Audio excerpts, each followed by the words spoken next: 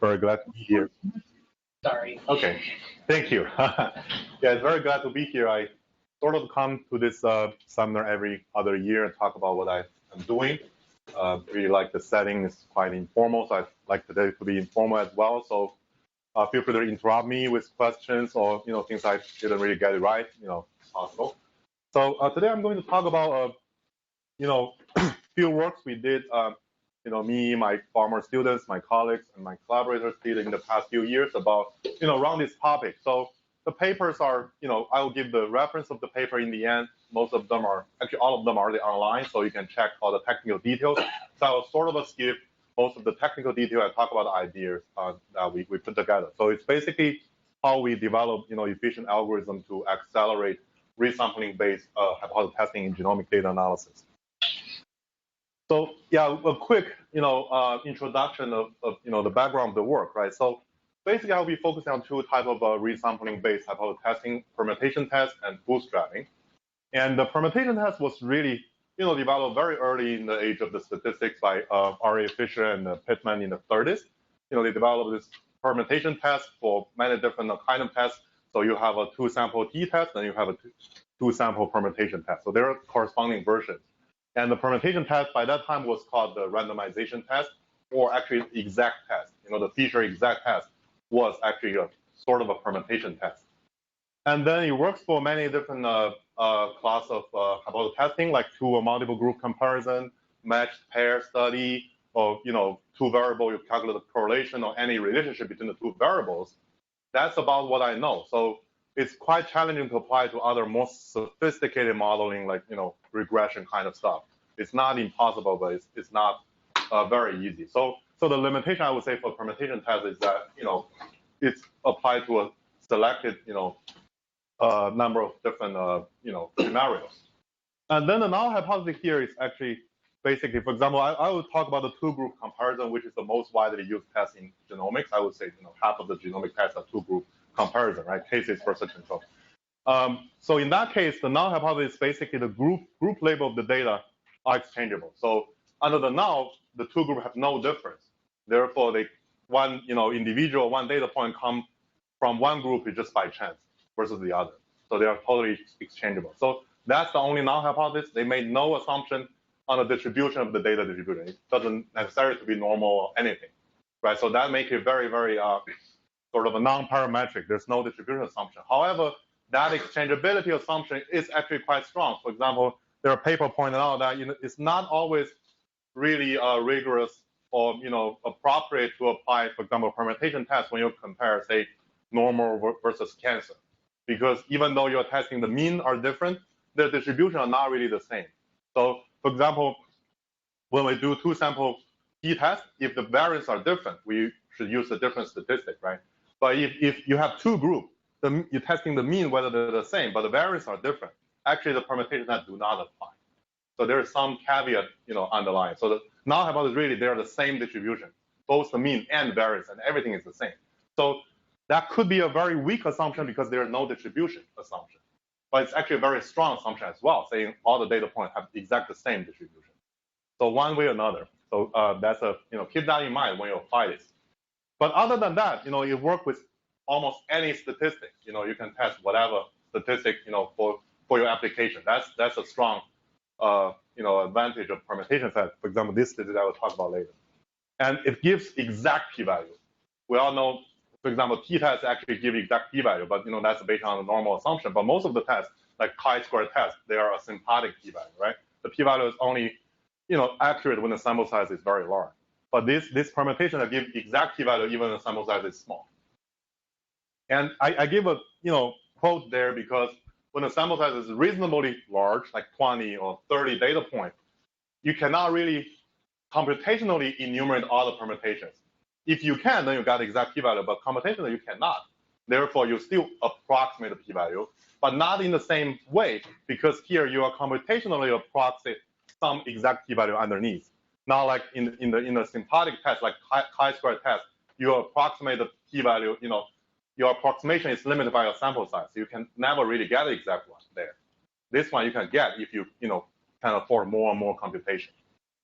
So basically, you can get higher accuracy as long as you afford more intensive computation. So it's sort of different. So even though the permutation test was invented in the sort of 30s, it wasn't really that popular until in recent years for the reason of computing, right? Because permutation tests, basically you permute the data many times. And then the more you permute, the more accurate the p-value you get. And that takes a lot of computation, which is not available until the past 20 or 30 years. So to my knowledge, it was really popularized in genomics, and even in many other fields by this paper of the significant analysis of microarray in the no, I think this was wrong. Should be 2001. If correct me if I'm way earlier than 2011. It should be 2001 because that's the microarray time.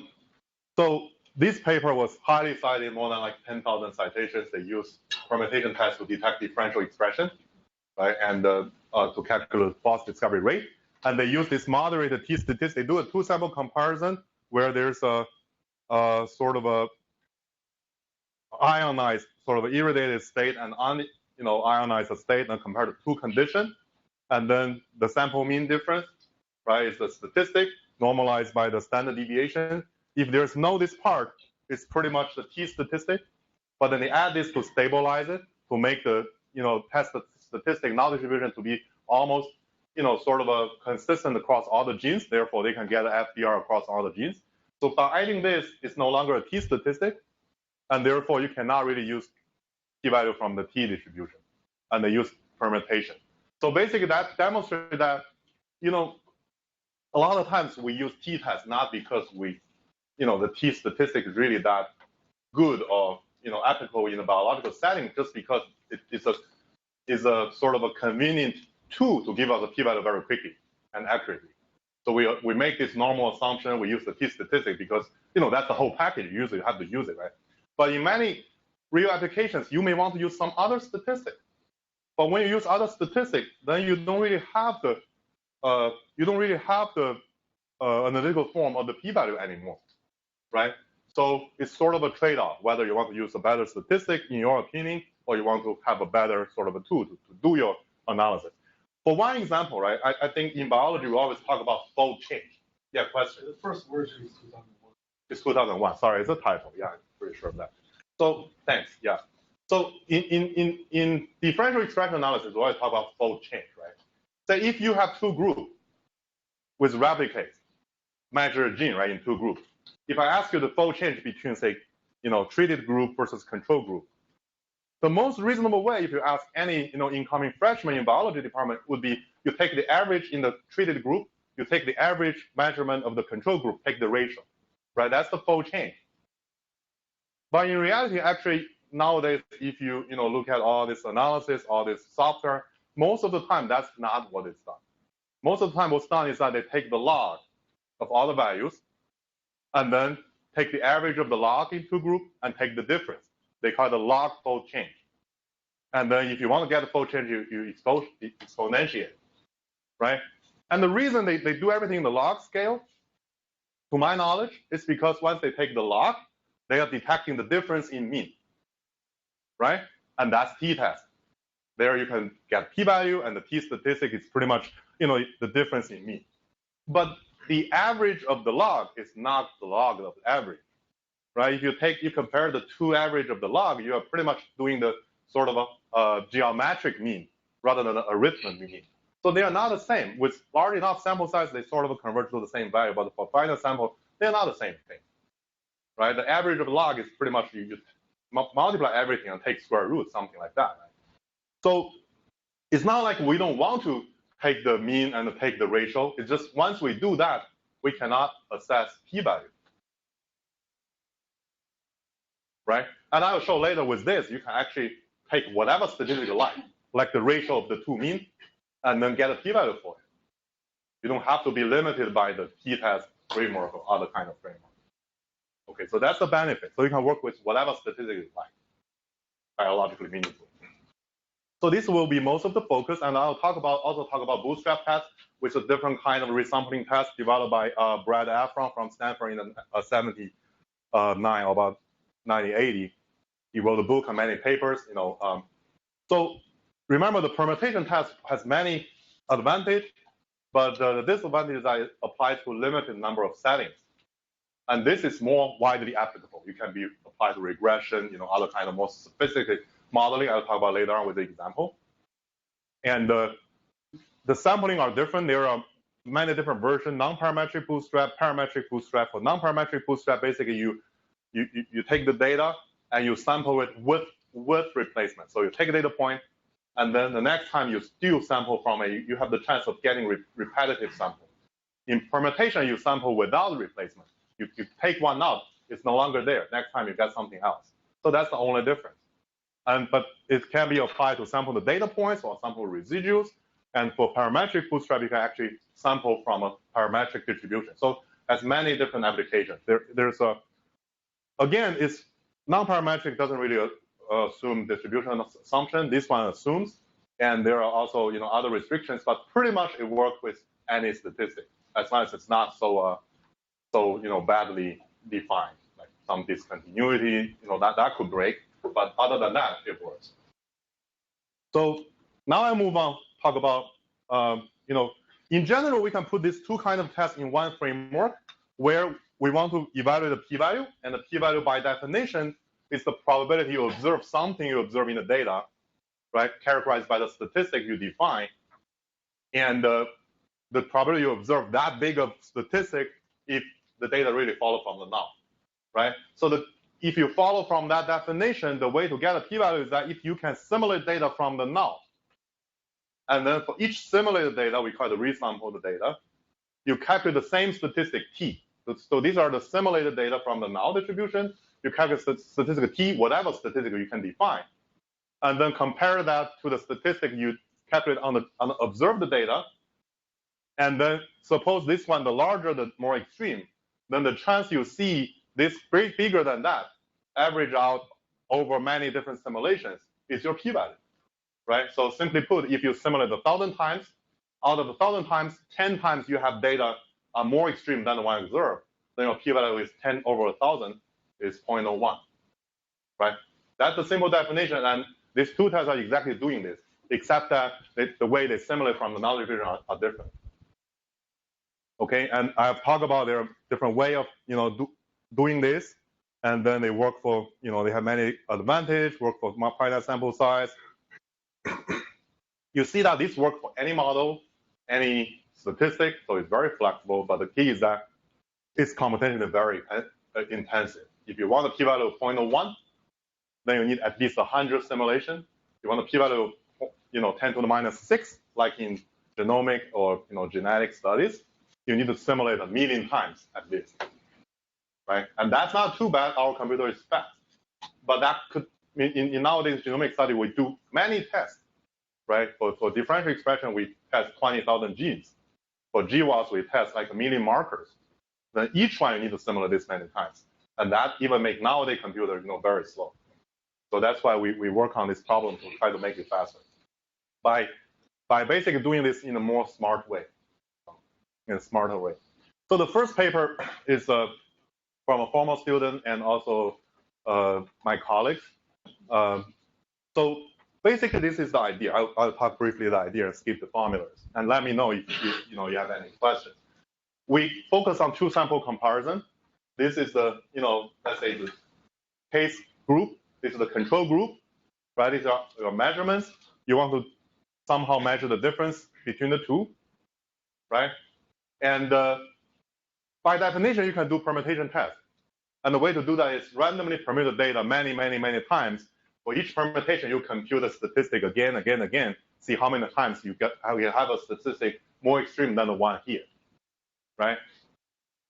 So suppose your p-value is pretty small, which means the difference are pretty striking, which means the number here are somewhat different from the number here in some way, right? So there are many different permutations. But you think about, for any permutation, if you compare the permuted data with the original data, you can see the the group membership, right? So this data point, even though already permuted, is in the same group. But this one comes from a different group, right? So now we can compute the distance between the two permutations by the number of elements you have to swap group membership. So here, to get from here to here, you need to move 3 elements this way, 3 elements that way. So the distance, we call it 3. D is 3.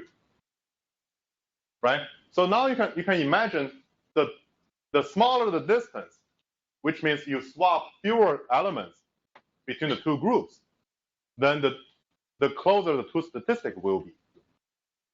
Right? You know, in a more general sense, not necessarily for every single one. So the idea is this: we cannot really afford to permute a lot of times.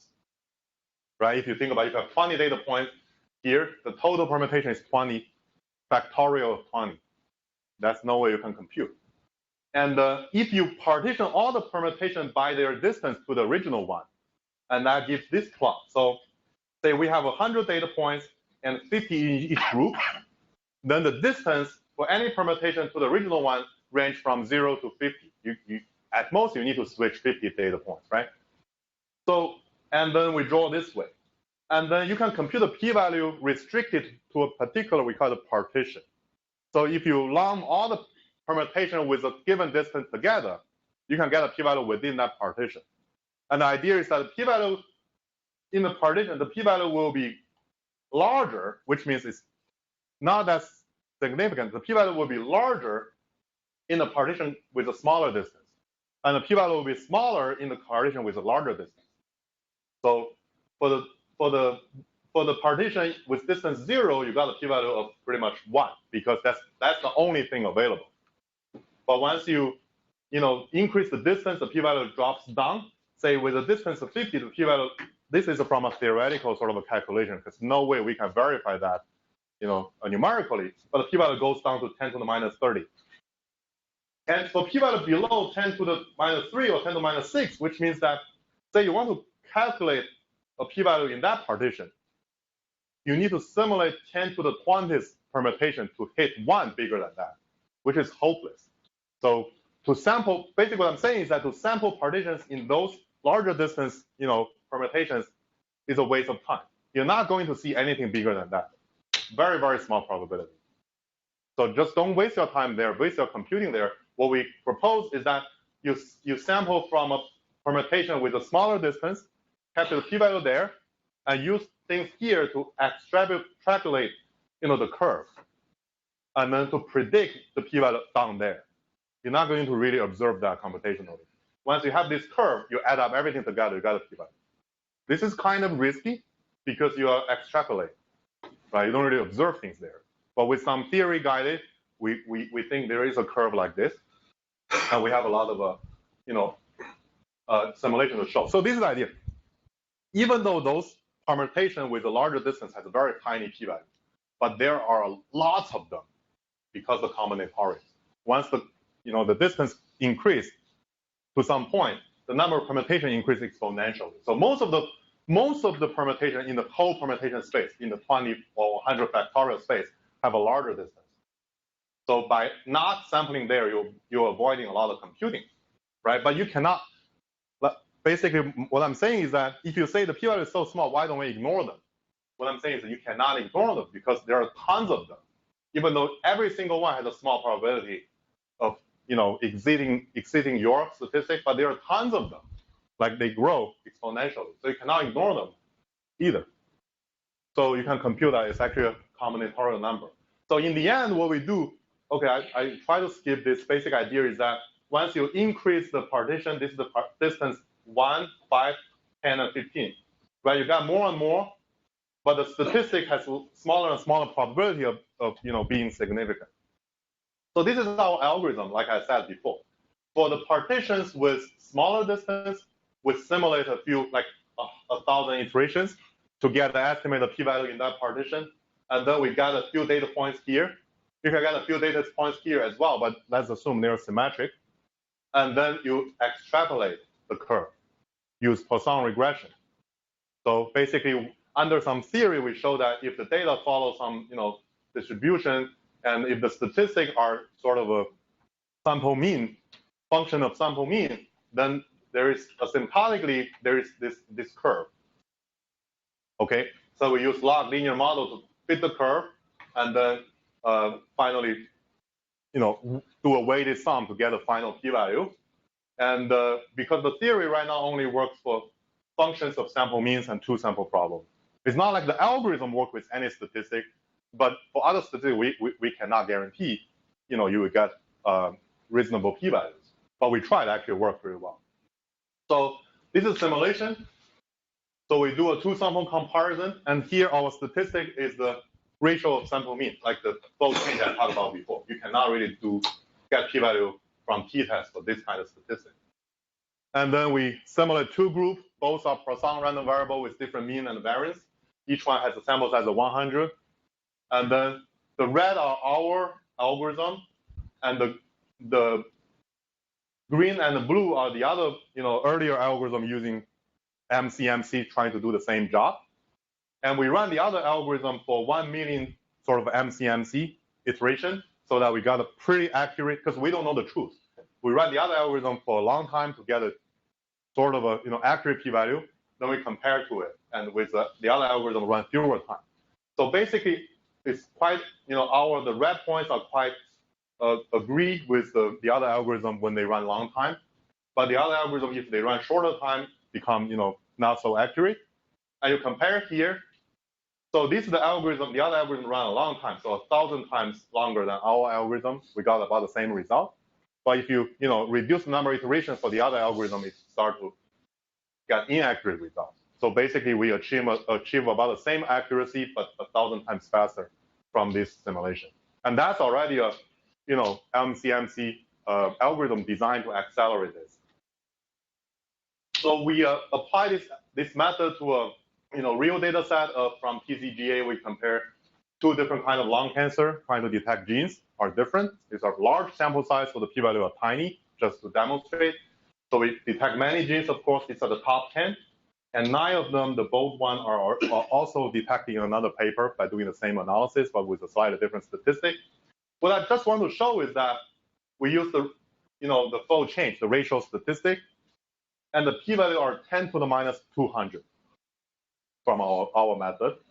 We run it many times. Actually, it's not that accurate because if we run it 100 times, it ranges from minus 200 to minus 220.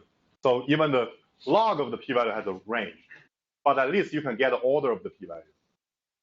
Right? We have many other simulation comparisons in the paper, but this is just what I show, just to show you that we can really get p-value this tiny, which is hopeless if you run a naive permutation algorithm. Any questions so far? The last column are basically the statistics, right? The ratio of the mean expression level in the two conditions.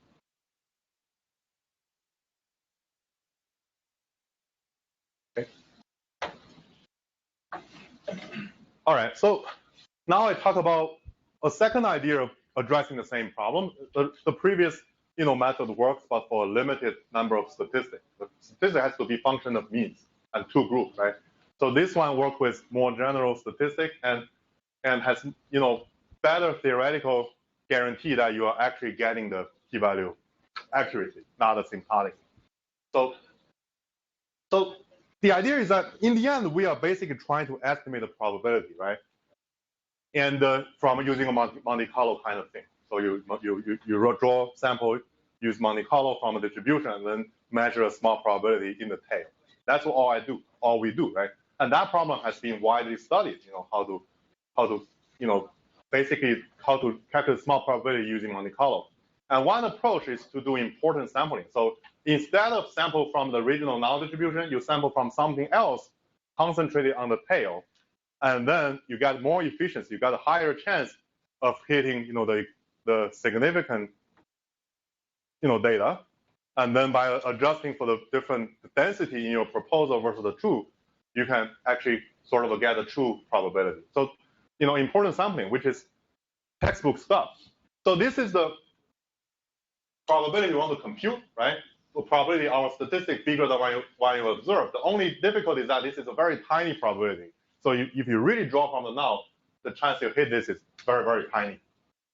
And then if you use importance sampling, you try another density, and then you can increase this probability. And then we actually know what's the best density to sample from is actually called the optimal density, which is defined this way. Unfortunately, actually you can sample here, I will show later. You cannot really use this to help you estimate the probability because this density involves a quantity which is the very quantity you want to estimate. So it's sort of a chicken egg. You cannot really use this to help you. But if you can get a density, similar to this, where you can compute the density, and you sample from that, then you actually can accelerate the process. And so this is the so-called cross-entropy method, which was an optimization method or developed in the 1990s in an OR field to estimate small probability for this problem. So the idea is that you cannot do this, but you can find a density in some family of interest that you can easily sample and compute the density, which mimics this. By mimic, I mean you find a distribution in a family where the distance between that distribution and this one, the optimal density, is small, measured in callback labeler distance.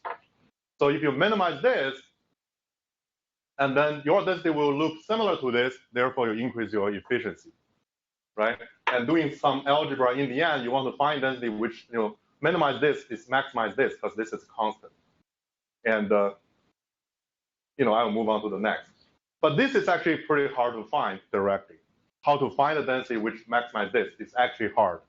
And then there's this idea called adaptive cross-entropy method, which is that they replace the gamma by something smaller so that you actually can sample from some density which, where you hit this more often than you are with the true gamma. And then you get a density which approximates that optimal density for that gamma, then you gradually increase gamma. Finally, you can get there. So which is saying that if you go directly there, you have no hope. You're not hitting. But if you do one step at a time, you can get there. I will show, and then for each step, there's optimization going on to get the density in your family, and this is a weighted likelihood. In most cases, if you pick your family sort of accordingly well, like from the Gaussian, then you can solve this analytically. So this method has been widely used in the OR field and also used to accelerate like non-parametric bootstrap. Here we use to accelerate permutation tests. I will show an example where I think is better. So this is the Gaussian density, right?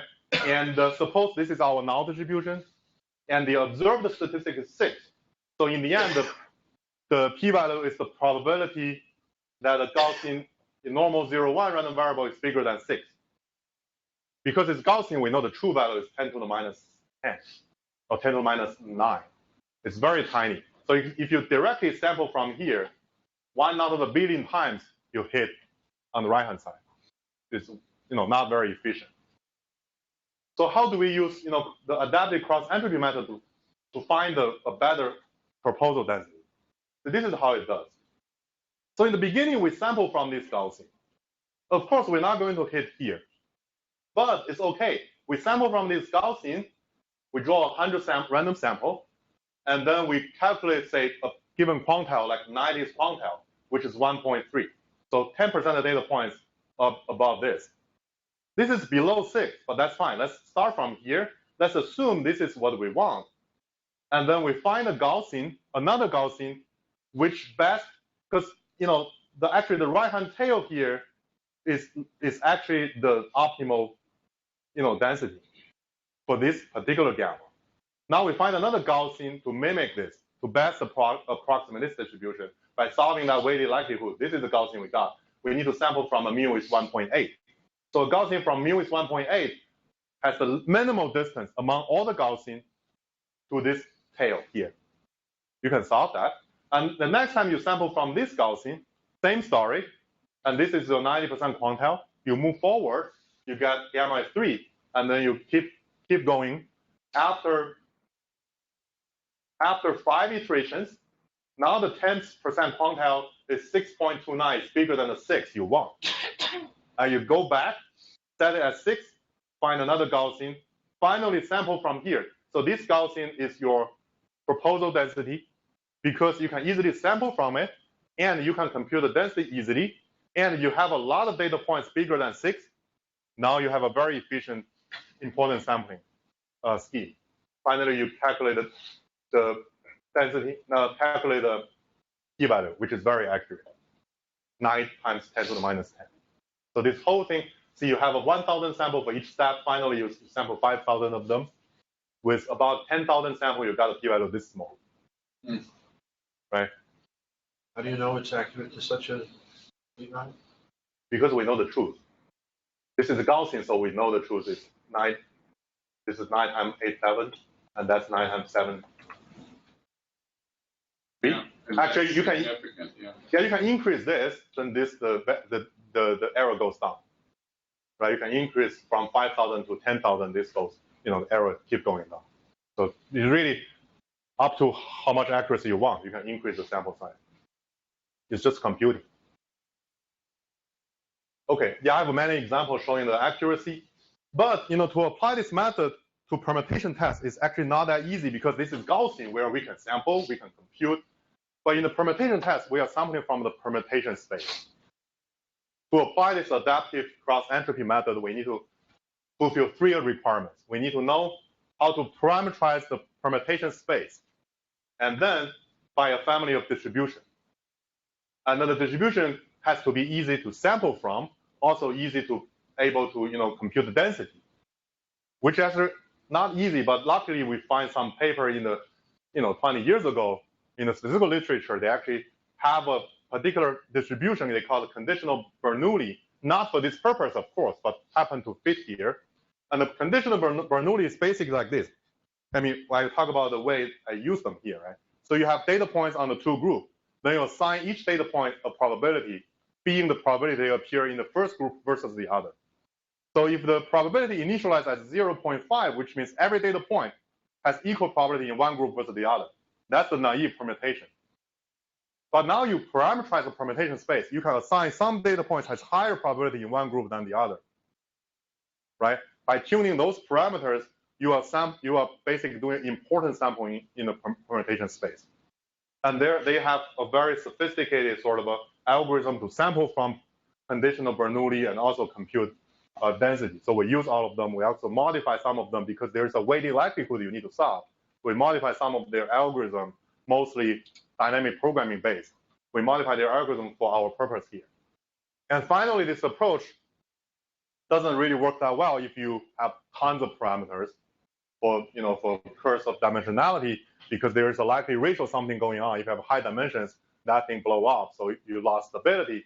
So we adapt a newer method called screening from the same author who developed the CE method, to basically reduce the number of parameters in the beginning. We only tune some of the parameters, not the other, to make them fast. So I'll skip this and talk about real data. So here is a real data set for children ALL, where we want to compare 2 groups, 67 versus 124. They are the children who have some, residual disease remaining after the treatment. We do a 2-group comparison. Here we use the moderated t statistic, so that t-test won't apply because it's not a t statistic, it's a moderated one. And then these are the top genes we found. Okay, to get accuracy, we actually run the crude permutation. So we just run it many, many times, like 1 billion times, to get a p-value from the crude permutation. Also run our algorithm.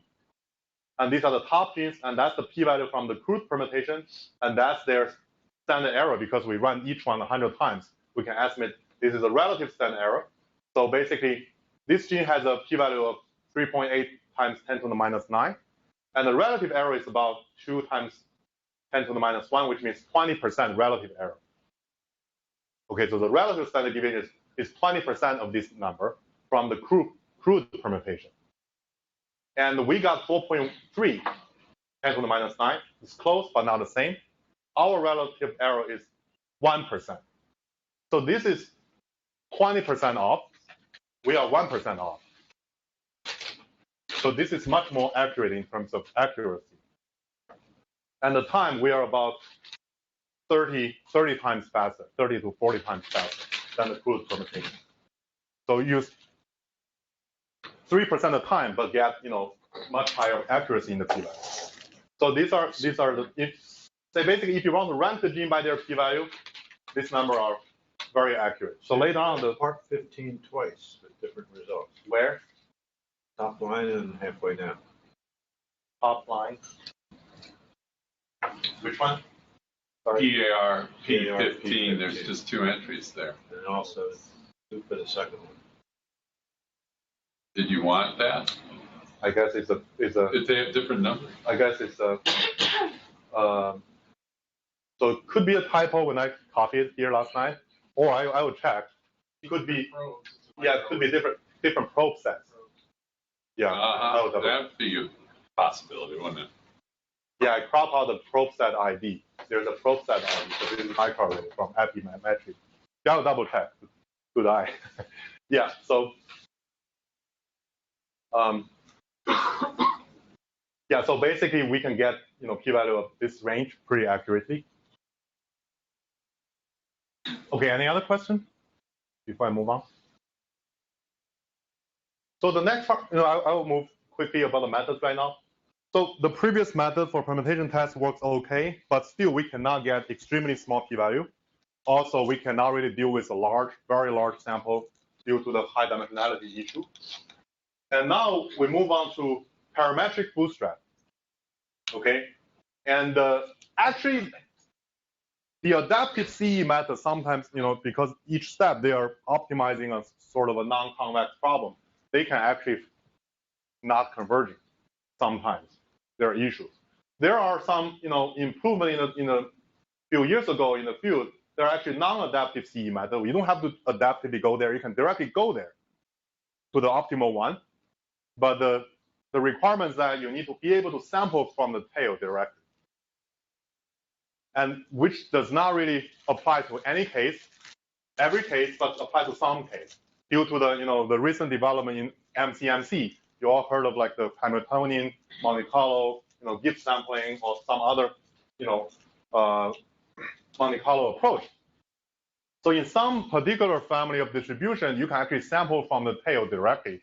Once you sample from the tail, you can use those samples to solve an MLE problem to get the optimal density in your family. Then you use that sample again, because even though you can sample from the tail, that cannot be used as the important sampling density because you don't know the density. You can sample, but you still don't know the density because the normalization constant is unknown. But once you sample from there, you can use that to fit another density in the family that you can compute the density. Then you sample again from there. Then you can do important sampling very efficiently. So 3 steps. So I will show this doesn't apply to any problem because the first step is very demanding. You need to be able to sample from a tail of a particular distribution. But we apply one example here. It's a gene set pathway enrichment analysis. So say you have many genes from patients and you have many gene sets or pathway defined. You want to assess whether a particular gene set is associated with a particular outcome, right? And this was a model proposed in the past. Basically, the outcome Y is some sort of a linear function of some transformation of a linear predictor. And X are the covariates to adjust. Z are the gene expression in a particular pathway or gene set. And beta are the coefficient you want to assess. So the null hypothesis is that all the beta is 0, which means the outcome is not associated with any of the gene in the pathway, covariate adjusted, or versus beta is non-zero, which means the gene is associated with the pathway. And then they use the scores. They use a sort of a random effect model, use the score statistic given here to test. So you can fit the model under the null, which means beta is 0. And then once you get alpha, you can predict the Y using X, alpha. Then you subtract that, you multiply ZZ transpose, you got a score statistic. And this statistic can be useful to assess whether you are significant or not. This score statistic will be a symptotically chi-square, actually a mixture of chi-square. People know that. But that approximation is only reliable to 10 to the minus 6 or something. And to get smaller one, they use better approximation. But from all the literature, we compare to those, from all the literature in the field, no method is accurate up to 10 to the minus, say, 16 or 20. Beyond that, all the symptotic is no longer accurate. So here it's easy to understand. I mean, mathematically, so close to zero. So close to zero, and that's the You hard know part. what I mean, so it's going to blow up a bit. So it's amazing that it even works to 10 to the minus 6. Yeah, it's pretty accurate, but it's just not for the purpose of our purpose here. So we do parametric bootstrap because this is a parametric model. So in this particular case, this is identity because we assume Y is Gaussian, and the Y is actually some biological measurement from melanoma patients, and we adjust for gender and age. We have many pathways to test. This same model was actually proposed and used for gene-based tests in GWAS. So here they test the association with some trait versus many SNP in the gene, right? It's actually the same model. Or actually you can convert it to test the racial statistic and differential expression. So it's actually widely used in many different settings. So now we need to sample from the tail. When you look at this, if we assume Y is Gaussian, and this is the mu is a function of the data, it's also a linear function of Y, and Z are known quantity. So this whole thing is a quadratic function of Gaussian random variable. And if you want to sample and get a tail of t bigger than something, you are basically sampling from a multivariate Gaussian, and look at the tail is characterized by some quadratic constraint. You basically sample from a tail of multivariate Gaussian with quadratic constraint. And people have already designed sampler to do that, like the Hamiltonian Monte Carlo. They are a sampler available. So we directly use that. It's very efficient. And our method, because we do not directly use this as our proposal density, we just use as a draft to get our proposal density. So this doesn't have to be very accurate. You can sample roughly from the tail, and that's fine. So we draw some sample from this using this method, published in 2014, and then we plug into our three-step algorithm, and this is the final result. So we got this the top gene sets associated with the outcome, and that's the p-value, and this is the standard deviation of the p-value. It's smaller than p-value. These are the time for each gene. We run each thing 100 times to get a standard deviation and average time and average standard deviation of time. So basically, for each gene, it took less than a second. And the p-value is on the order of 10 to the minus 50. And the standard deviation, is 1 or 2 order of magnitude smaller than the p-value. So it's rather accurate. I will show some simulation to show how accurate they are. But this is way smaller than 10 to the minus 16 or something.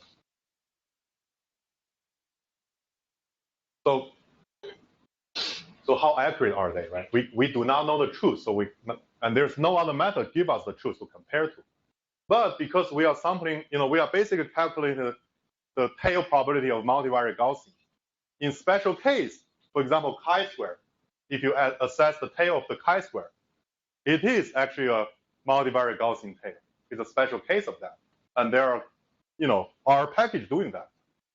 So we run our method for chi-square. For example, this is chi-square 5. This is chi-square 100. Look at the tail. It's a very, very far tail. We go down to the order of 10 to the minus 100. And we compare to the true tail probability calculated by our function versus the probability calculated using our approach. These are the agreement right on top. So if you compare the number, the relative error is less than 3%, even down to 10 to the minus 100. So you can really trust these numbers.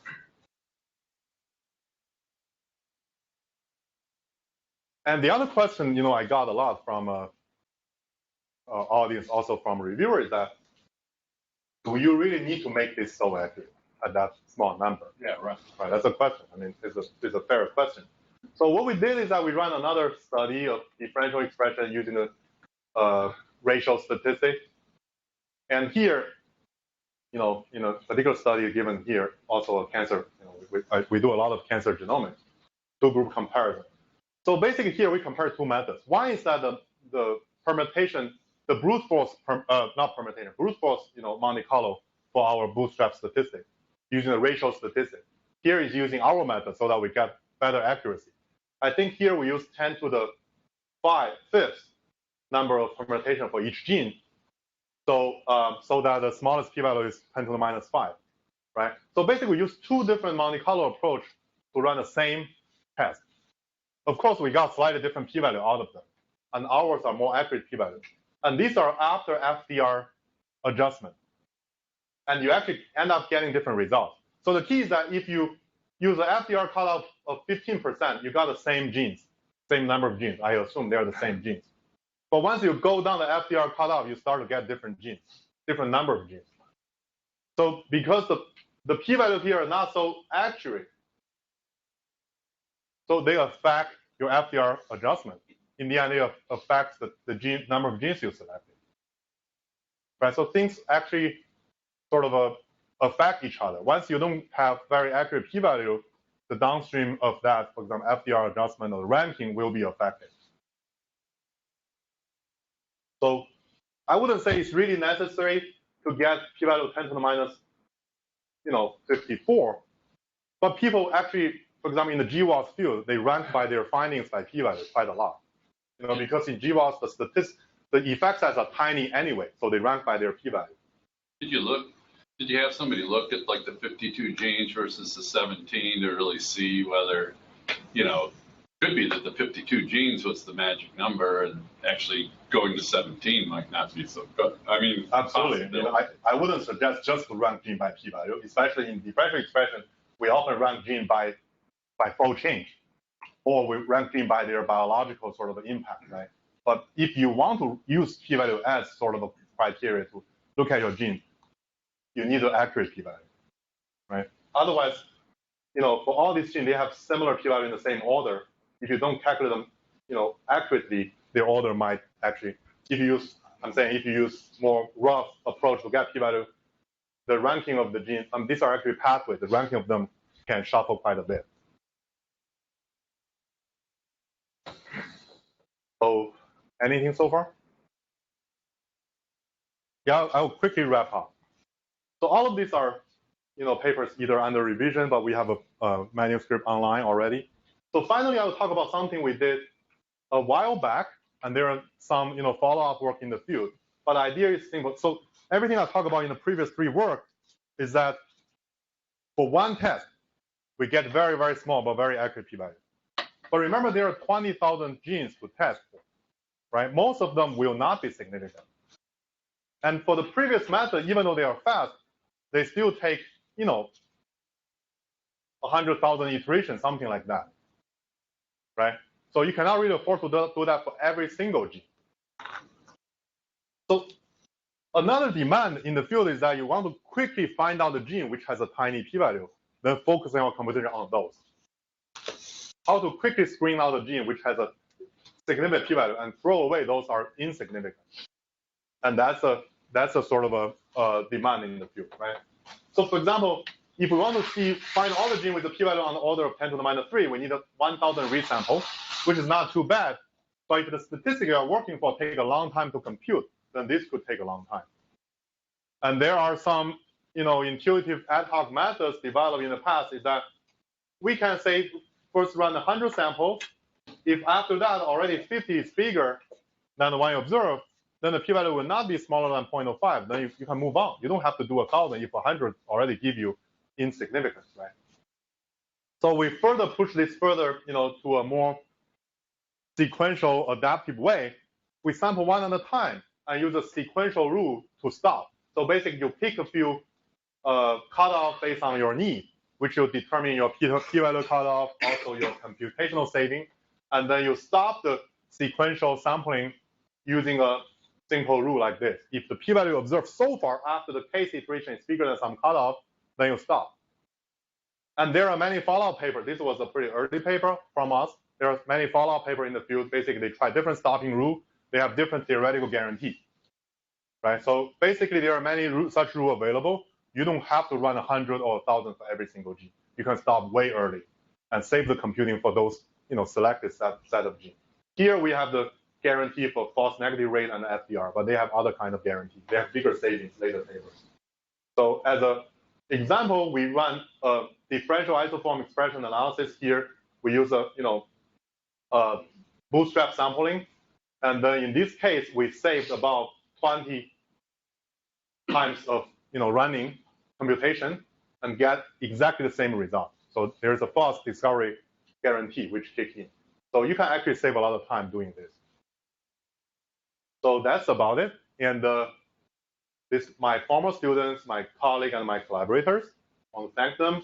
And these are the papers I mentioned. And these 4 papers are the 4 topics I talk about today. These are published. This is under review, but there's an archive paper online. This is already online, and this online, of course. So before I start, I want to do a small advertisement. So I'm running a special issue in a journal called Genes, which is this publisher called MDPI. And the special issue is due on September. The topic is about statistical methods for genomic data. Right? The journal is open access, has very quick, review time. So if you're interested, let me know. I can send you an invitation because this is open access. They have a sort of a publication fee. I think it's $1,800. Pretty expensive, but standard for open access journals. But if you're interested in submitting, let me know. I can send you an invitation so I got a discount. Okay. There you go. Thank you very much.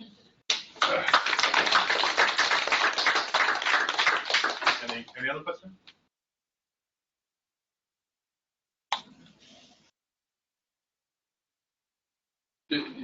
Are the algorithms online? I mean, could our students use those? Yeah, I mean, all of this for all my papers nowadays, I put a link and give a web page where you can download the code, which reproduce everything in the paper. Yeah. But I have to say, the final goal is to make them packages, our packages, user friendly.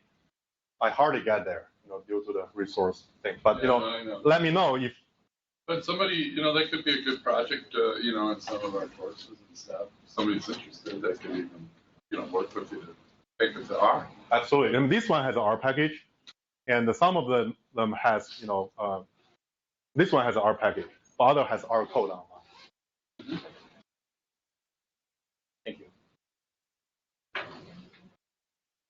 Any other questions? Thank you very much. Thanks. Good to see you. Yeah.